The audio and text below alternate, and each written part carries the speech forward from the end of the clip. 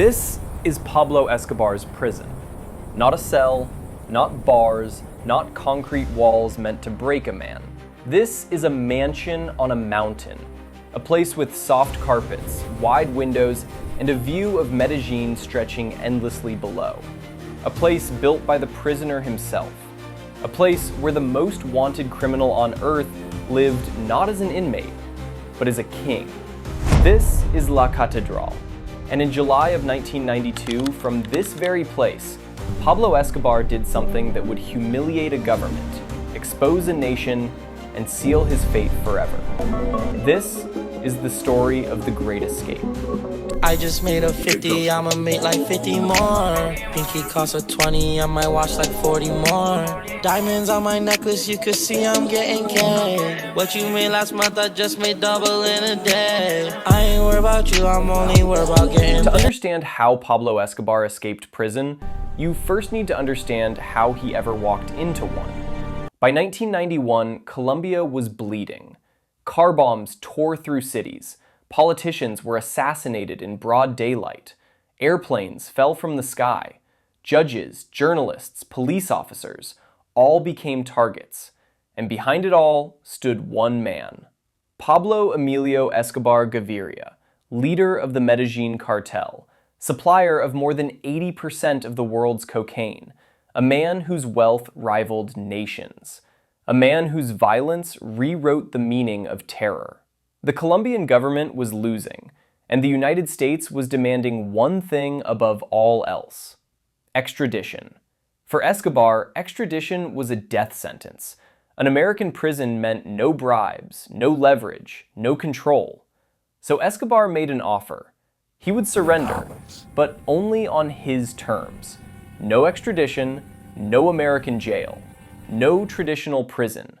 And against every warning, the Colombian government agreed. Escobar chose the location himself, high in the mountains outside Medellin, shrouded in fog, difficult to access, easy to defend.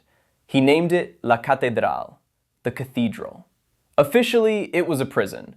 In reality, it was a fortress of luxury. Inside, there were private suites instead of cells, a full kitchen, a bar stocked with alcohol, a nightclub with music echoing through the halls at night, a soccer field overlooking the valley, telephones, radios, fax machines, and perhaps most importantly, no government guards inside the walls. From La Catedral, Escobar continued running his empire. And when enemies were brought to La Catedral, they didn't always leave. Inside the walls of this prison, torture rooms were built. Executions were carried out quietly. Bodies were removed under cover of night. The government pretended not to see, but the truth leaked out, and the world was watching. Pressure mounted. The United States demanded action. Colombian media exposed the scandal. Public outrage grew. La Catedral was no prison. It was a symbol of surrender. Finally, the Colombian government made a decision. Pablo Escobar would be transferred, moved to a real military facility. No more deals, no more illusions. But Pablo Escobar already knew. He always knew. On July 22, 1992, Colombian soldiers began moving toward La Catedral. Heavy fog rolled over the mountains that morning. The kind of fog that swallows sound. The kind that hides movement. Inside La Catedral, Escobar was calm. He had prepared for this moment long before it arrived.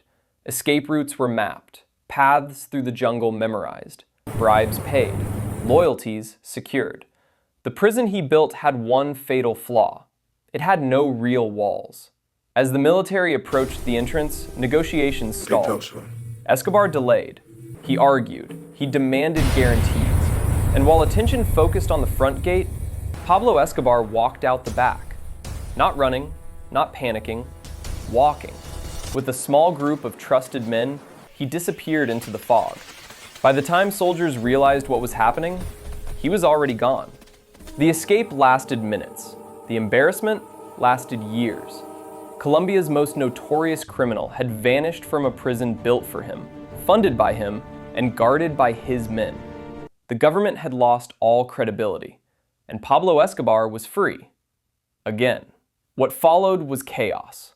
Roadblocks appeared across Medellin. Helicopters filled the sky. Soldiers searched homes, farms, jungles. Nothing.